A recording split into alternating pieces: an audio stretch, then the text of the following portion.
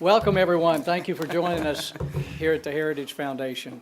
I have the opportunity this morning to introduce two of my favorite people in the Senate, and the reason for that is when they both took on their campaigns to run for the United States Senate, almost no one in Washington wanted them here, which means they're our kind of folks. So, and I thank you, and they have not disappointed.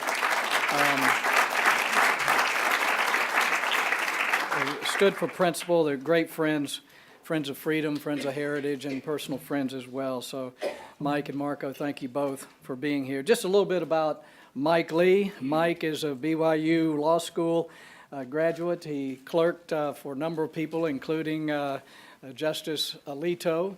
He is a leader in the Senate and serves on the Judiciary Committee and a number of subcommittees, but perhaps the most important role is chairman of the Senate Steering Committee. And I found when I was there, you get blamed for almost everything that goes on that folks don't like or like when you're chairman of the Steering Committee. You have to stand up against everything that goes through that needs to be stopped. And Mike, we really appreciate you doing that. And Mike has recently come out with a new book, not his first, but it's about our lost Constitution, an excellent read for those who want to really understand what it is that we're losing and what we need to restore here in America. So Mike, thank you for being here today. Senator Marco Rubio really has lived the American dream. He's been quiet recently. We haven't heard much from him, but that's why he's here today with us. He has been a public servant for many, many years in Florida, set an example as a state rep, and very quickly became majority leader. And at a very early age, he was Speaker of the House in Florida. When he set about to run for the Senate, just as Mike, it was a David and Goliath quest where no one saw that it was possible. But what we saw is the American people in Florida and Utah and everywhere recognized people who were willing to stand up for principle. Marco recently authored a book, American Dreams, Restoring Economic Opportunity for Everyone, which we really like at Heritage because our theme for the next couple of years is opportunity for everyone, favoritism for none, and we'll continue to talk about that. They're here to talk about a tax plan today. And I found when I was in the House and the Senate that a lot of candidates, politicians, talked about the need for tax reform and tax simplification. But very few actually introduce their own plan or even sign on to someone else's plan. And that's because once you put the specifics out there, people can misuse them, they can twist them, they can use them against you in the next election. So it takes a particular kind of vision and courage for folks in elected office, particularly in the Senate, to actually get the conversation started with a tax plan with a lot of good components to it that can help America begin to see what this could do to our economy and job creation in America if we fix our tax system to make us competitive with the rest of the world. Two great friends, thank you so much for being here, and I'll let Senator Lee start us off today.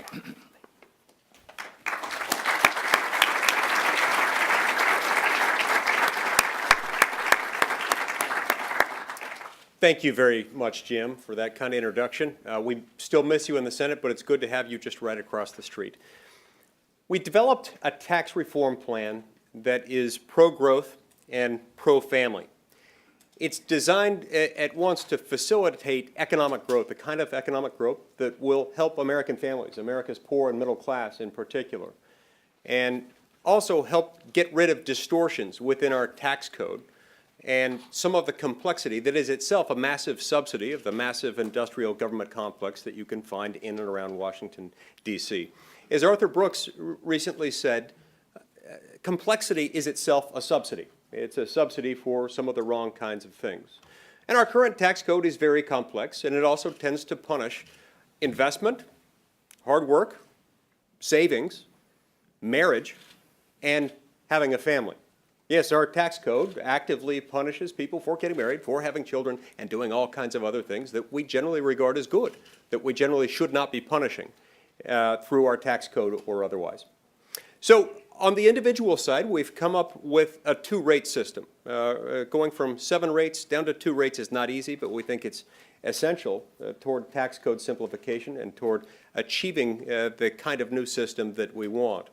Under this new framework, the overwhelming majority of all Americans, about 80%, would pay under one essentially flat rate of 15%.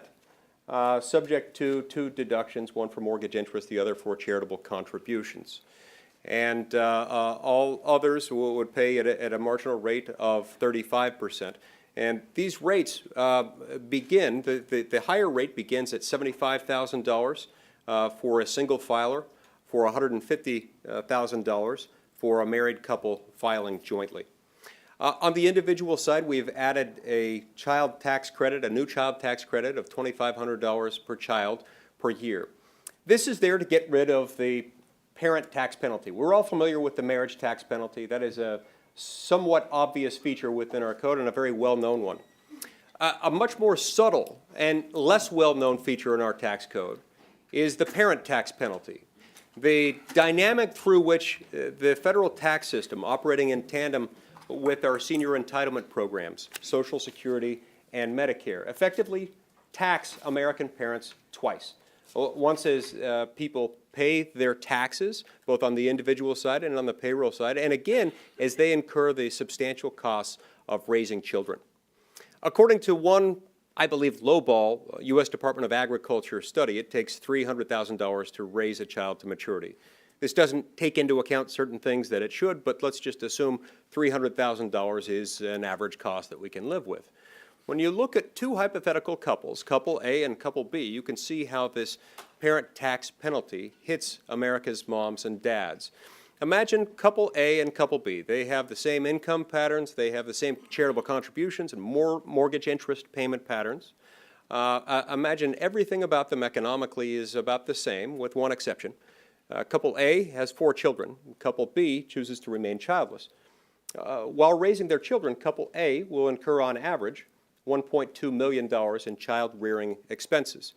And couple B will not incur that. Couple A, in incurring that $1.2 million expense in raising their children, is shoring up Social Security and Medicare, which are funded on a pay-as-you-go basis.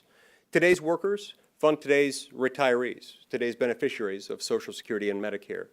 And it's today's children that will fund today's workers when they become retirees down the road. We believe this $2,500 per child tax credit is an important step toward eliminating the tax inequity, the unfairness, the parent tax penalty. On the corporate side, we reduce the rate down to 25%. We create a single layer of taxation.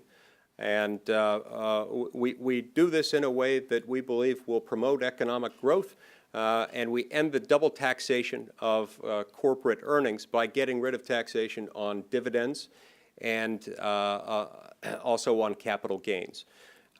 These are the basic highlights, and I'll now turn the time over to my friend and my colleague, Senator Rubio, to give some additional explanation, and then we'll answer some questions.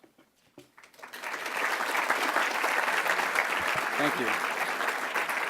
And I'll be brief. We want to get to your questions. I want to thank Heritage for giving us this forum, and it's always great to see Jim DeMint. Actually, Jim, as I was driving in, we drove by the spot where 4 years ago, or 5 years ago, I held a press conference about my then nascent Senate campaign. The reason why we had to have it there is no one in Washington would let us use their facility at the time because I was not supposed to be running or winning. But Jim DeMint found us a small sidewalk space somewhere where together we held this press conference, and the rest is history. So we're always grateful.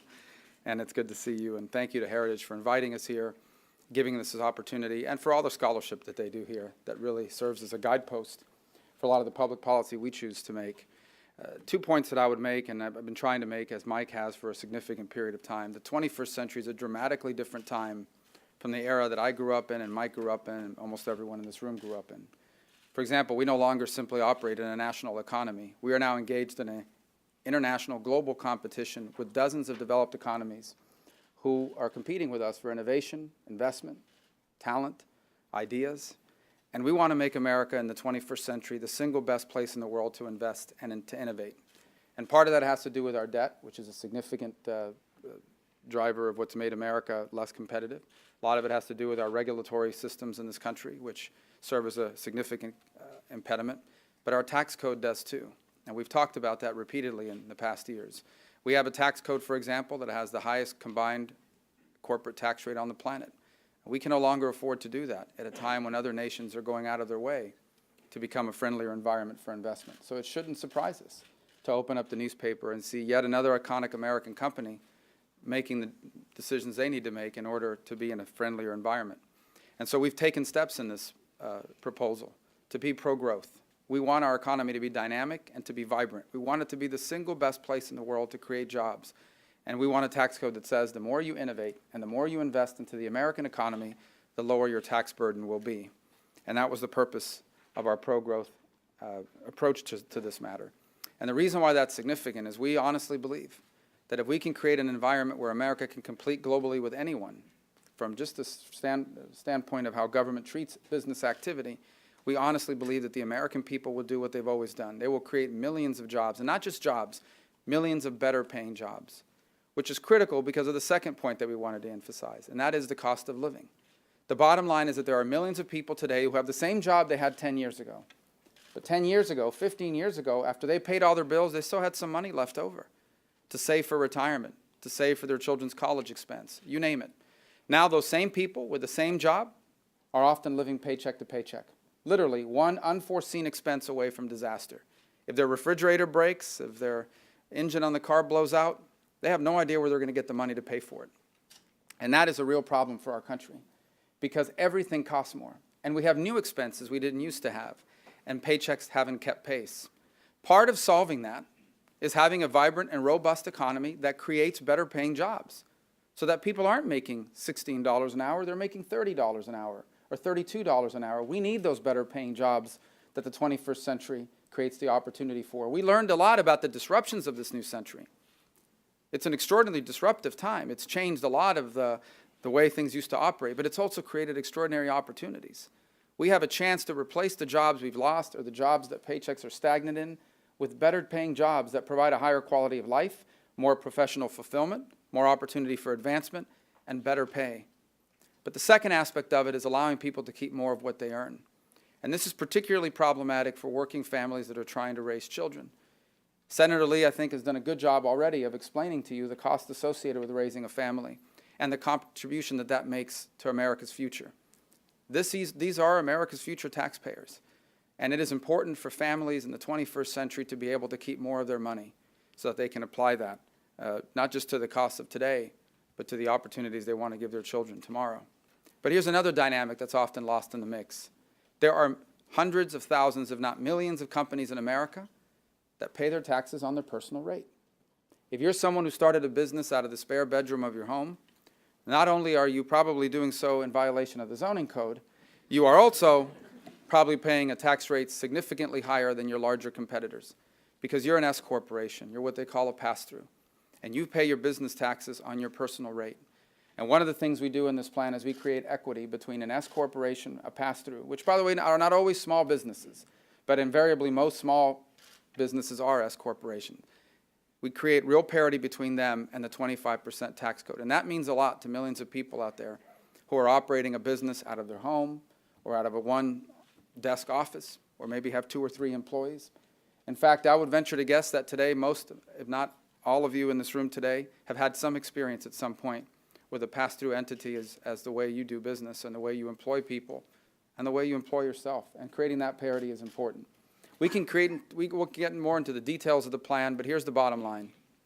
It's good to go back in history and learn a little bit. You know, it's interesting, in the beginning of the 19th century, in the 1800s, America was still largely an undeveloped economy. Britain was the single largest economy in the world, the most powerful industrialized economy in the world. The United States was still largely an agrarian society. But then a generation of Americans decided we want to fully capitalize from the opportunities of this new industrial age. Less than 100 years later, America was the most powerful economic force in the world. That generation of Americans not just confronted the challenges of industrialization, but capitalized on its opportunities. I would argue to you that we are now living through a period of transition as rapid, as dynamic, and as impactful, and perhaps more disruptive than the Industrial Revolution was. And you see that every single day. Every time you go to the checkout counter of a grocery store and you're swiping your own barcode on an automated machine instead of the cashier that once did it, it reminds you that a job has been replaced by a machine. But it should also remind you that someone had to install that machine. Someone had to design it, someone had to build it, someone has to maintain it, and someone needs to be working to replace that machine. We need to be the economy that does those things. We need to be the economy that creates opportunities for the cashiers to become the engineers. We need to be the economy that allows the receptionist at a law office making $12 an hour to become the paralegal making $50,000, $60,000, $70,000, $80,000 a year. A lot of that is reforming higher education, but a lot of that is creating the sort of dynamic economy where those jobs are created. We want to be the place where they build these machines. We want to be the place where they design that software. We want to be the place where we employ the technicians that repair. And we want to be the place where the innovators live that are working on the new 21st century machine that will replace the one that's already in place. And to do that, we have to have a tax code, along with a regulatory code and other things that we're working on as well. But we have to have a tax code that makes us globally competitive, and that's what we endeavor to do in this plan. This plan is a white paper. It is a working product. It is the starting point of what I hope will be an important engagement. To do something as big and as important as tax reform cannot be a take it or leave it proposition. There are a lot of good suggestions out there. We're listening to some of them, a lot of them. And we always look for ways to improve our plan. But our hope is that from it, we can arrive at a consensus in America about what a 21st century tax code looks like. Thank you.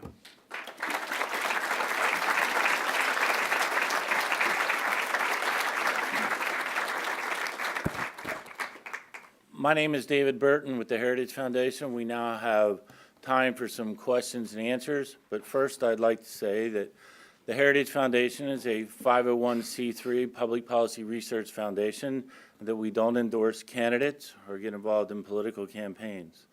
I would ask that you limit your questions to public policy, preferably the subject matter of this event, tax policy. With that, who would like to ask a question? This gentleman. And yeah, if you would, please wait for the mic and state your name and institutional affiliation. I'm Joel Mandelman. I'm an attorney here in Washington. In the introduction to your proposal, you listed only two things that you were going to allow to be deducted from personal income taxes: charitable contributions and mortgages. Was leaving out deductions for state and local property taxes just misspeaking, or do you actually intend to abolish that deduction, which would hurt families enormously, especially in places like New York, New Jersey, California, where state and local property taxes and income taxes are catastrophically high now? Well, let me just answer that by saying I come from a state with property taxes and a system that we've tried to reform in a state that has sales tax as well. And our view of it is, if you look at the tax code in its totality, over 9 out of 10 Americans, the vast, enormous, overwhelming majority in its total, will save more money under this plan than they're saving today on their tax code. Again, any sort of effort to simplify our tax code and to limit it will require us to look at different exemptions and remove them in exchange for lowering the rates on people. And that's what this plan does. And that's just on the tax code side. It would eliminate, it would lower the ultimate, in essence, what you're concerned about is that people now are able to write off the expenses of their property and sales tax on their tax code, off the tax liability that they have. Under this plan, they would actually save as much, if not more, than they're saving under that existing system. And that's without even taking into account the economic growth aspect of the plan, which would also create increases in take-home pay for a large number of Americans, millions of Americans. There is a problem with excessive taxation at the state and local level in addition to the federal level. And we think this is a way of putting the attention where it ought to be, which is with the decision maker at the state and local level. Next question. Yes.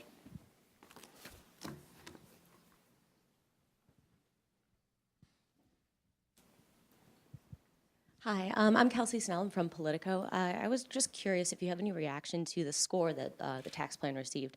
On a static basis, the Tax Foundation estimates that the plan would lose about $414 billion a year.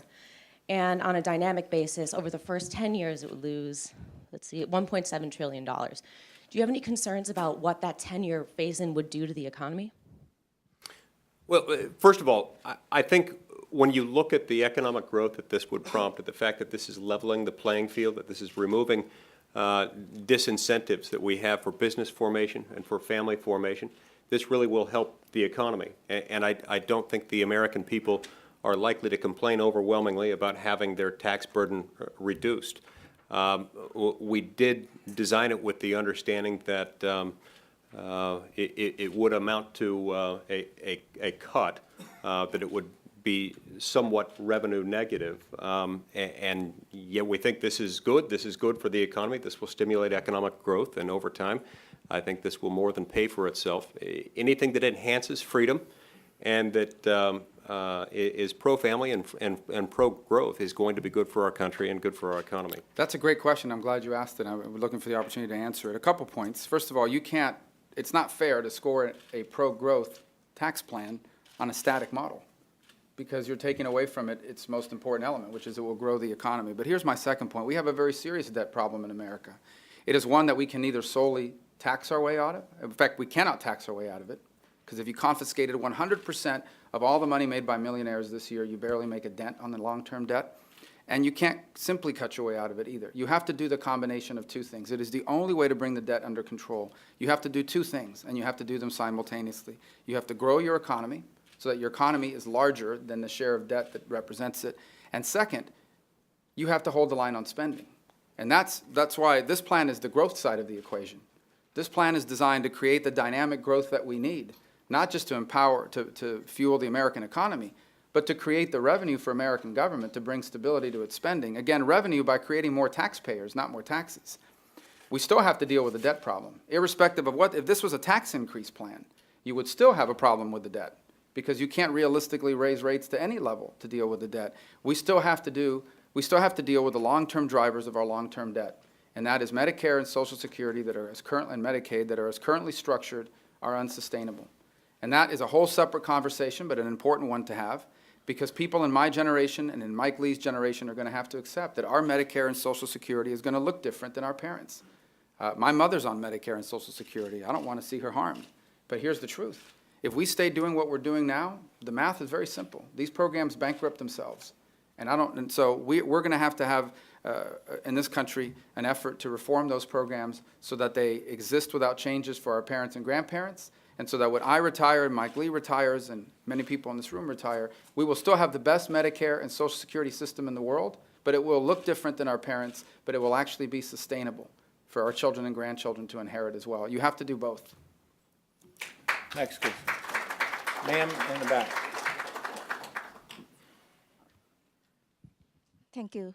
My name is Jeannie Nguyen with Voice of Vietnamese Americans. I thank Senator Rubio and thank Senator Lee. I have a lot of trouble with the flat rate tax that Senator Lee talked about for 15% for everyone with the income up to 75 and the couple up to 150. And then after that, it would be 35%, you said.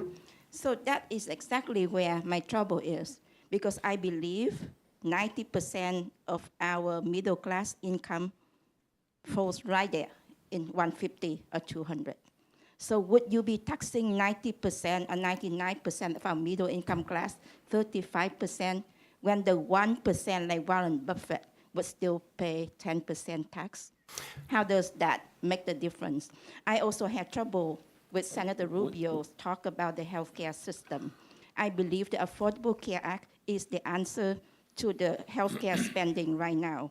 And I believe, plus with many other programs, especially R&D, research and development, would promote innovations and bring us more better jobs in competition with the global market, especially with China and many other rising powers. So why would we cut the R&D?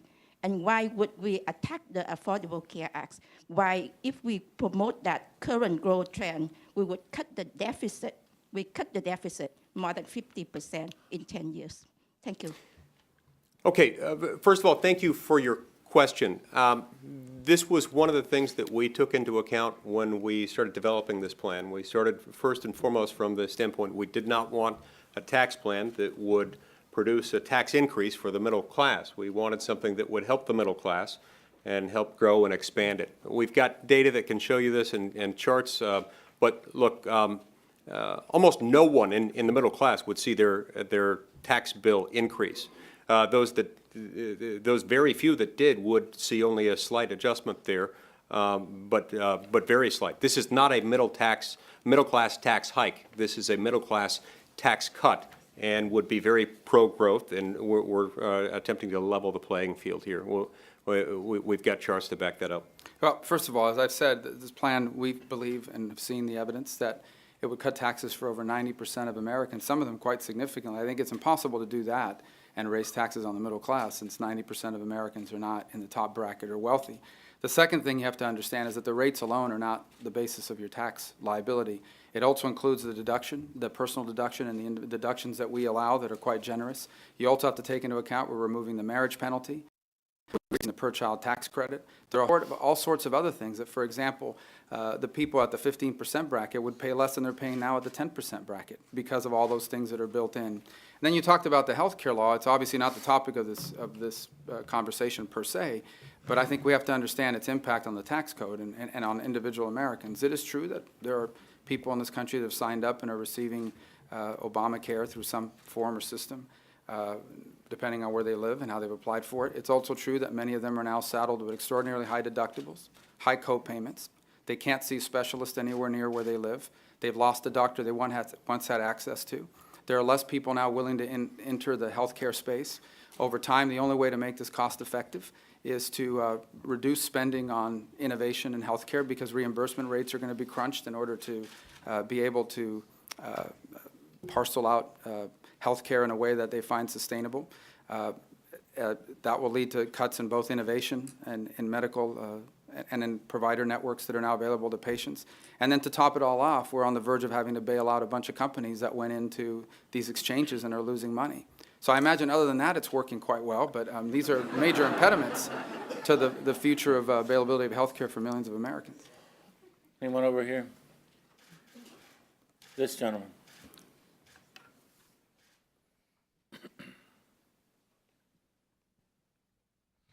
Thank you. John Zhang with CTI TV of Taiwan. Senator Rubio, you have a lot of fans in Taiwan, even for your tax work. That means I don't have very many in Beijing, but that's okay. Could you tell the people in Taiwan why tax reform in America is so important? And if you could touch on the Taiwan policy, so much better. Thank you. Well, I don't know how I can link the two other than to tell you that I think economic growth, look, we want to be a globally dynamic economy again. We understand that we're engaged in a global competition, which is, by the way, not always a zero-sum game. In essence, Americans benefit from there being millions of people around the world that can now afford to buy the products that we make, the services we offer, the things that we innovate. We want there to be a growing and vibrant global middle class. But we also want to be able to be competitive in the global marketplace in terms of the place where we create jobs. There will be higher paying jobs that provide more upward mobility created in the 21st century. The question for Americans is how many of them are going to be created here versus somewhere else. And increasingly, there are now dozens of economies around the world that are creating a friendlier environment for investment and for innovation. They have better taxes on investment. They have a better tax system on companies. They have a better tax system on innovation. Even on the personal side, it's simpler to comply. And then you add to that regulations, the fear of a long-term debt crisis, et cetera. I think it's imperative for Americans to be globally competitive. I think that's true for countries all over the world, and particularly in the Asia-Pacific region, which is where much of the economic activity is really going to grow rapidly in the next century. Over here. This gentleman.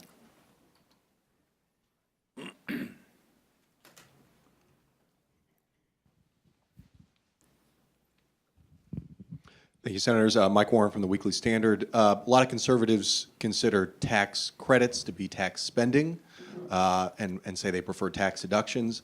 Your plan obviously takes the view that tax credits are the better way to go. What's the defense to conservatives who might disagree with that? It's just wrong. I mean, look. This is not, so those who look at it as a bad thing try to describe the child tax credit as a subsidy, as a special interest giveaway or something like that. It's not. This is an offset to an existing penalty, to an inequity that exists under the current system. Our tax code, coupled with our senior entitlement programs, produces a parent tax penalty that we're trying to offset. Now, I'm not certain that the child tax credit that we provide completely offsets the penalty, but it's a step in that direction, and I wholeheartedly defend it for that reason. And I would just add, and I'm not saying this about our conservative critics, who I believe largely just believe in a flatter tax code that's the rate that's the same for everyone. And that's an attractive argument to make. And there are elements of that embedded in this plan. But I think it's important to understand what the tax system is. There are two ways to view it. One way to view it is, and I'm not saying this is what conservative critics believe, but it's important to point this out. One view is the government's entitled to 100% of your money, but we'll let you know how much of it you can keep. And the other view is we're entitled to 100% of our money, but we understand we have to have a government, and we're going to let you know how much we're willing to send you. That's the view that I adopt, the latter. And in this case, what we're saying is that families that are raising future American taxpayers should not be penalized for having those additional costs. And so for them, they're going to send less money to Washington than they otherwise would because they're making an extraordinary contribution to America's future by raising the people that are going to grow up one day, innovate, invest, and fund the entitlement programs that are so critical to our seniors and retirees. Next. Okay. Yes, ma'am.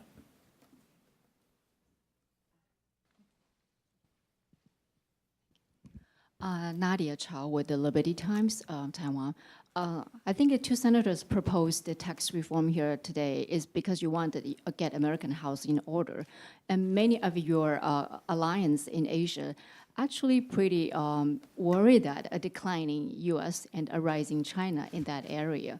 I just wonder, do you have a view about, do you have a confidence about U.S. presence in Asia? And especially, friends in Taiwan are worried that U.S. may not able to maintain the stability in cross-strait with the rising China and a growing military, muscle. I wonder, do you have any comment about that?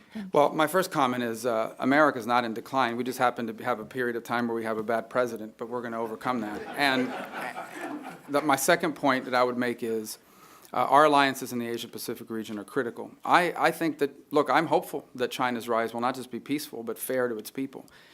China has a real challenge on its hand. The China model has run its course, and they're now going to have to decide how to meet their people's expectations. Are they going to meet with a political crackdown, or are they going to meet it with an economic opening? And right now it looks like they're leaning in the direction of a political crackdown. And that's particularly apparent given all the other challenges that they now face internally as a nation. They have a very serious demographic problem. They have a very serious environmental degradation. They have very serious political issues long-term in meeting the expectations of their people to be able to participate in the global conversation the way free citizens do. And I think part of the danger in all of that is that they would turn towards nationalism, as you see now in the construction of, they're basically building islands to stake out their illegitimate claims in the region. So part of our response to Asia, which is an important, increasingly important part of the world in the 21st century, is clearly about our defense alliances. But part of it is our economic links to the region as well. And I think we have a strong interest in increasing trade, commerce, and interaction with our allies in Japan and in South Korea, in the Philippines, and in Taiwan. And and part of that is America has to have a strong and robust economy. So my message to our allies in Asia is the American people are ready to enter a new American century. They just need leadership in Washington that gives them the chance to do it. And if they do, America will be stronger than it's ever been, and our alliance with our allies in Asia and around the world will be firmer and more stable than they've ever been. This gentleman.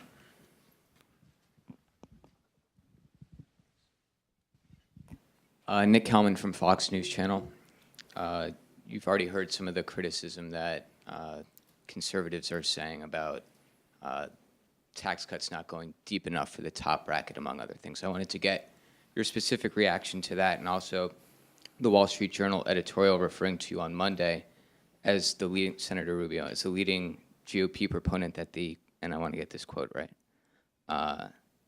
the leading GOP proponent of the idea that the Reagan tax-cutting agenda is a political dead end and that the party must now redistribute revenue directly to middle-class families. So your reaction to that criticism specifically? I'll put them down, I guess, as undecided on this tax plan. But look, I don't think the Wall Street Journal or any conservatives have any quarrel with what we've done on the pro-tax side, on the pro-growth side of this debate. I think it all comes down to the child tax credit. And I would say two things about that. If we eliminated this additional child tax credit, the most you would get is maybe 2% reduction in the top rate, and if you wanted to pay for it in the way that some are asking for. I think our argument is the one that Senator Lee's made, and that this is not a redistribution because this money doesn't belong to the government in the first place. What we are recognizing is that within our existing tax code, there is a penalty for those who are raising children. Senator Lee perfectly described it in the outset. He described two identical families, one raising 4 children and one that's made the decision not to have any children. Both are legitimate choices, but the family raising 4 children has additional costs that they are contributing not just to their family, but to America's future, and the tax code doesn't recognize that. So again, you can't redistribute what already belongs to you, and in this case, this is money that these families are earning. And I'm looking forward to a vibrant debate. I'm glad that the conservative movement has space for this sort of vibrant debate. I'm a huge proponent of everything President Reagan did, and I think he was a historic figure, and quite frankly, my favorite president, certainly of the 20th century. I also think we need to recognize that the 21st century has some significant differences from the era in which he governed. Tax rates are different, globalization is real, and we need to stay globally competitive, and we need to recognize that in the 21st century, families face expenses and challenges that weren't there in the 20th. My family made it to the middle class as a bartender and as a maid. It would be very difficult for them to do that in the 21st century because of what those jobs paid. Eventually, my father would have had to become an electrician or a welder. My mother would have had to become a dental hygienist or a paralegal in order to live comparable lifestyles from what they had in the 1980s. A great time. It was the last time the Miami Dolphins were in the Super Bowl were in the 1980s. So I love the 1980s. But we're in the 21st century, and I think one of the things conservatism has always been about is common sense and reform. And this is a common sense reform about the realities of a new era that we now live in. And conservatism, at its core of limited government and free enterprise, it works better in the 21st century than it did in the 20th even. This is not a turn away from Ronald Reagan. This is emulating Ronald Reagan. Burkean conservatism always involves applying conservative solutions, conservative approaches to meet the challenges of our time. And this is the next stage of the implementation of Ronald Reagan's vision, in which we have a fairer, simpler tax code, and that's what we've set out to achieve, and I think we do that. Next question. Anybody over here? Yes.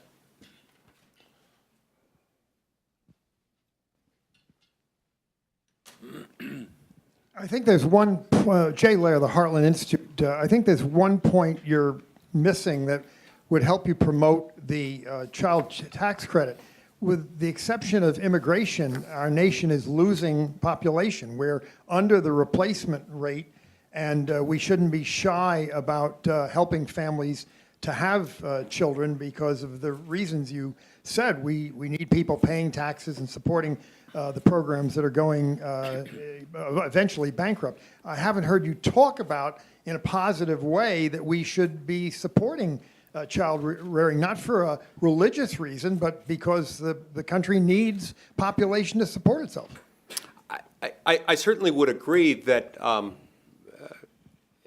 family formation, marriage, and having children is not an activity we ought to be discouraging.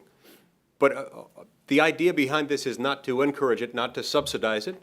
It is simply to get rid of a penalty, to level the playing field. The playing field is not level right now with regard to American moms and dads, and that's what this is doing.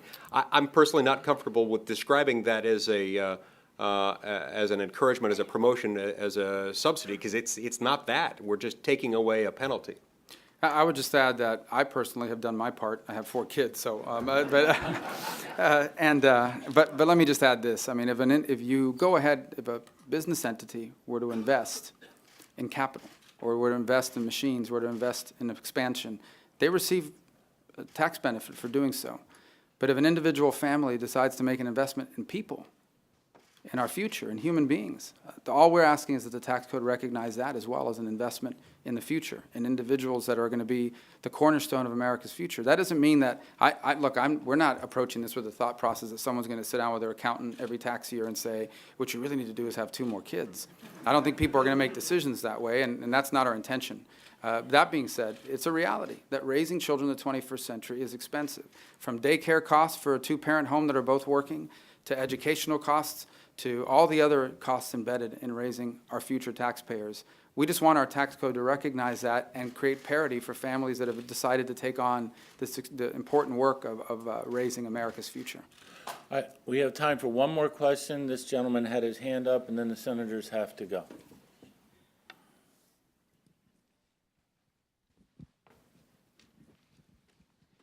You meant Charlie Spearing from Breitbart News. You mentioned conservatives with flatter tax plans. Why reform the existing system instead of a monumental flat tax that effectively abolishes the IRS?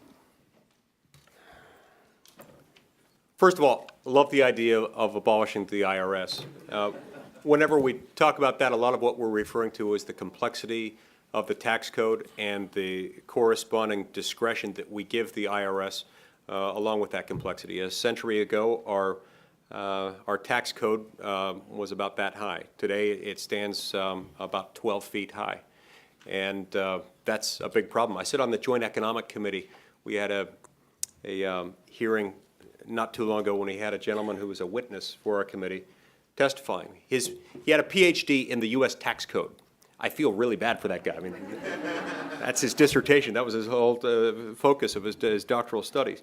I asked him, do you do your own taxes? And he said, no. I said, why? And he said, well, because there is absolutely no way I could know with certainty that I was getting it right. So the complexity is a big problem. That's part of what we're trying to achieve here. I love the idea, the simplicity that would go along with a single rate taxation system. And if we were starting from scratch, I think that would make an enormous amount of sense. We do, however, have to start with the system that we have rather than the system that might have been had we followed a different course in decades past.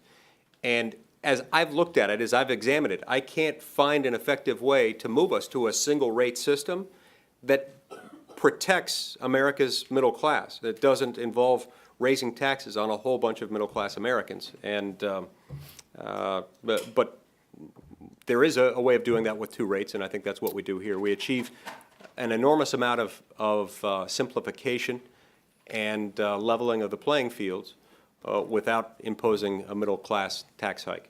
Yeah, just to add to that, the power of the IRS is directly related to the complexity of the tax code. The more complexity we build into the tax code, the more power we give government to collect taxes or administer laws, the more powerful all bureaucratic agencies become, especially the Internal Revenue Service. Earlier in this conversation, someone brought up Obamacare. Now, Obamacare has forced the IRS to add additional employees just to enforce that law. And so I think what we're trying to get here is to a point where that is flatter and simpler, and thereby easier to administer, and thereby reducing the size and the scope of the IRS and of its power. But I think it would also have implications on other regulatory agencies in America that are also engaged directly or indirectly in the administration of our tax code as well. Please join me in thanking Senator Lee and Senator Rubio. Thank you. Thank you. This concludes our event today.